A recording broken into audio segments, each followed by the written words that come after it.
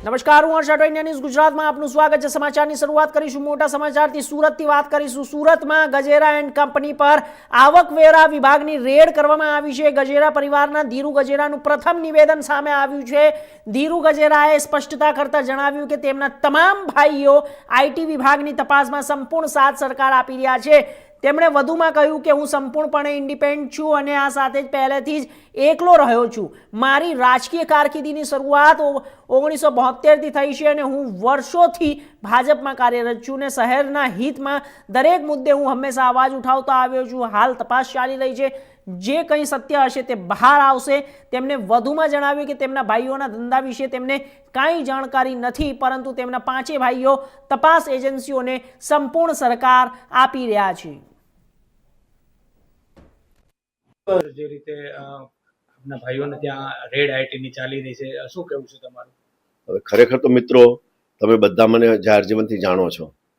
હું ઘણા દિવસથી, આ 4 દિવસથી મીડિયાના સંપર્કના તમે બધા મિત્રો, અંગત મિત્રો છો અને ફોન આવે હું થાકી ગયો છું।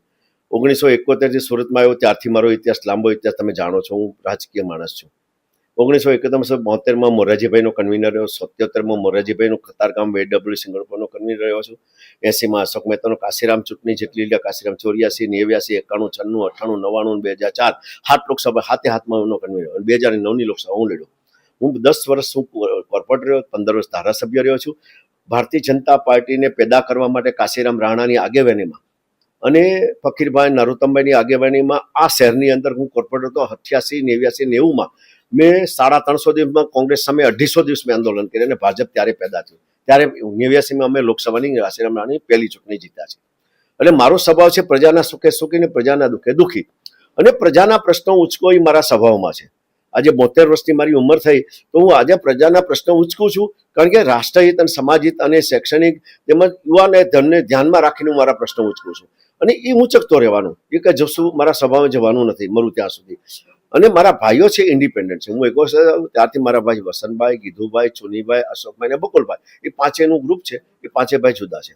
નથીમાં તો કોઈ મારે કોઈ સ્કૂલની અંદર મારો કોઈ હિસ્સો નથી। લક્ષ્મી ડાયમંડના કોઈ ઇન્ડિપેન્ડન્ટ છે।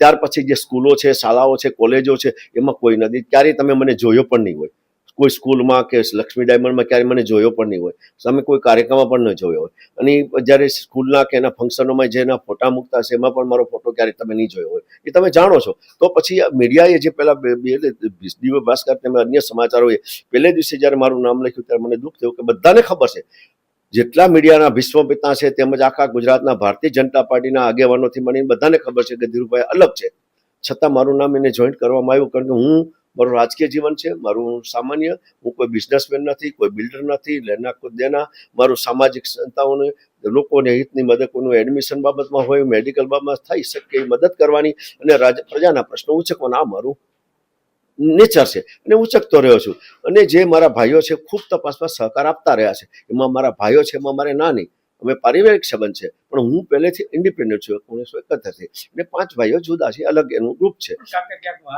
નહીં કશું મને કશી હું કોઈને જાણતો વગર હું કેમ કહું?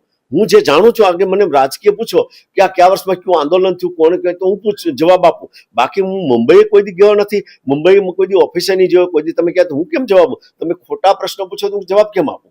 મને જે હું જાણતો એ પ્રશ્ન જવાબ આપું, મેં આપી દીધા।